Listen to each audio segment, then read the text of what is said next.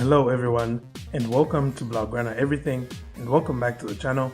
And Barcelona lost again on Wednesday night. I'm sure you already know about that. This time to Rayo Vallecano, a 1-0 loss away from home, and was the first ever loss to Rayo in 19 years. That is a long time. To put it in perspective, America Online was a thing back then, and everyone was on an MSN mail account. Laporta decided that was the final straw, and on the flight back to Barcelona from Madrid, he relieved Ronaldo Koeman of his duties as first team coach. So, typically I would do a match review, looking back at everything that transpired on pitch, but looking at how things went after the loss and the current situation at the moment, I've decided to instead take some time to discuss what comes next and what Barca have to do to get back to being at the top of the game. But before I get into it, a shout out to Nico for his performance against Rayo Vallecano. Him and Eric Garcia, I thought a pair of them did pretty well. I know Eric Garcia has his critics, but learn to, grow up and move on past the fact that a young player will make mistakes. Anyway, with that said, here's some of what I think we can expect from Barcelona and also what they need to do going forward. So, like I said earlier, Ronaldo Koeman is now out, and if reports emerging are to be believed, we can expect Xavi Hernandez to take over as first team coach. Xavi, like Koeman, is a former Barcelona player and legend. He, of course, is a La Masia graduate and has become renowned for his implementation of total football style of play at Al Sadd FC in Qatar.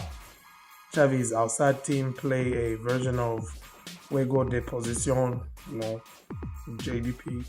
I'm going to call it from now on because I'm obviously mispronouncing that. I'm not going to keep mispronouncing it for the whole video. It's basically a style of football that has been inaccurately described by many as tiki-taka. But like Xavi explained in this video on the Coach's Voice channel, the focus of his ball possession is to create goal-scoring opportunities. In fact, drawing from that video on the CV channel, I believe that we could see Xavi deploy many tactical formations, but the one I found most striking, especially considering the personnel that will be at Xavi's disposal at Barcelona, is this 3-4-3 setup. Xavi used this in the video to explain how he wants his team to play when in possession. And here's how I think that 3-4-3 could look with the players at Barcelona. Obviously, this is just conjecture, but the reason why I think Xavi could potentially use a setup just like this one is due to the dearth of options at fullback and at right wing. Center back and center midfield are the positions with the most depth, and as such, I can see Xavi setting up for the rest of the season to take advantage of that. And the most encouraging thing is that center back and center midfield are the two positions where Barcelona has a lot of La Masia graduates. So it will be that much easier for Xavi to implement his JDP football.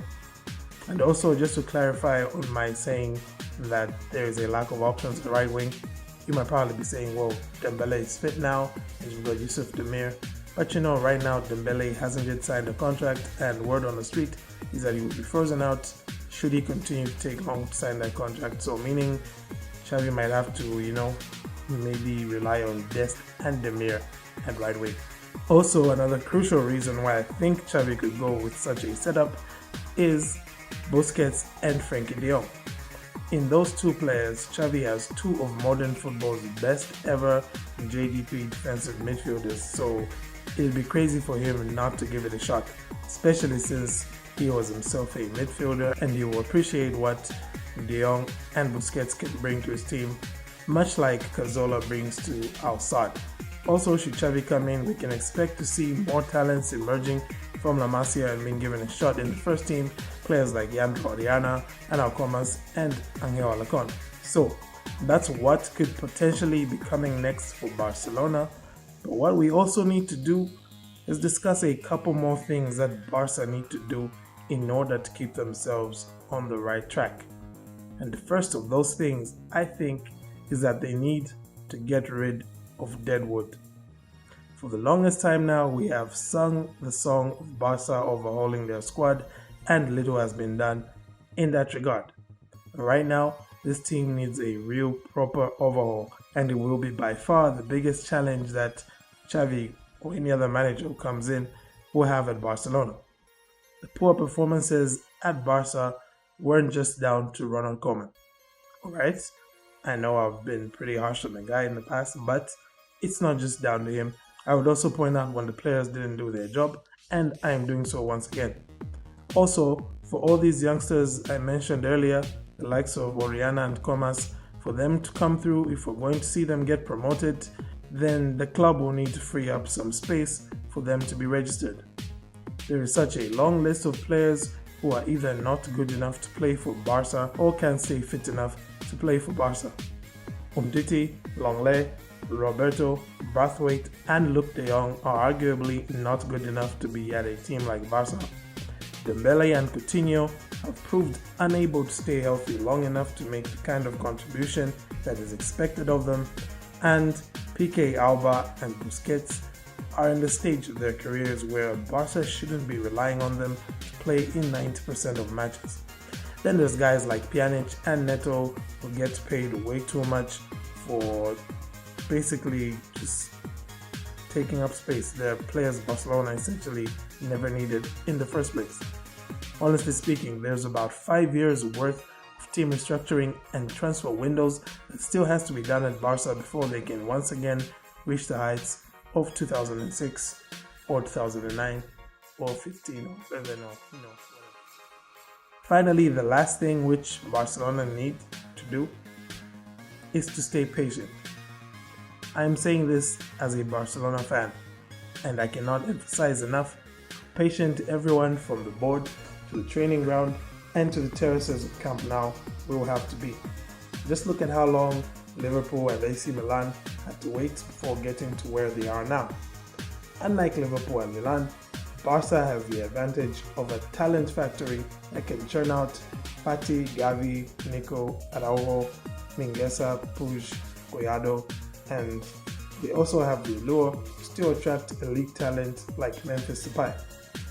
Add to that the fact that in-demand youngsters like Dest and Pedri are also still attracted to coming to play for a team like Barca, and I suspect that they will not have to suffer as long as Milan and Liverpool did, because the talent to compete in La Liga, talent to stay competitive and stay in that top four, is still very much accessible and available for Barca. What they need to do though is to be patient with themselves and to stay true to their identity that has seemed no more than mere platitudes of late.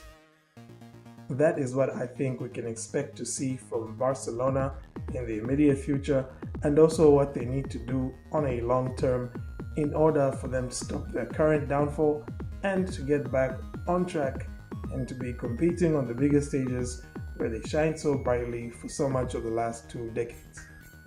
Thank you again for tuning in. I expect normal service to resume over the weekend as Barca host Alaves, and I'm speaking about normal service on this channel, not necessarily Barcelona winning again. But until then, have a great day and Forza Barca.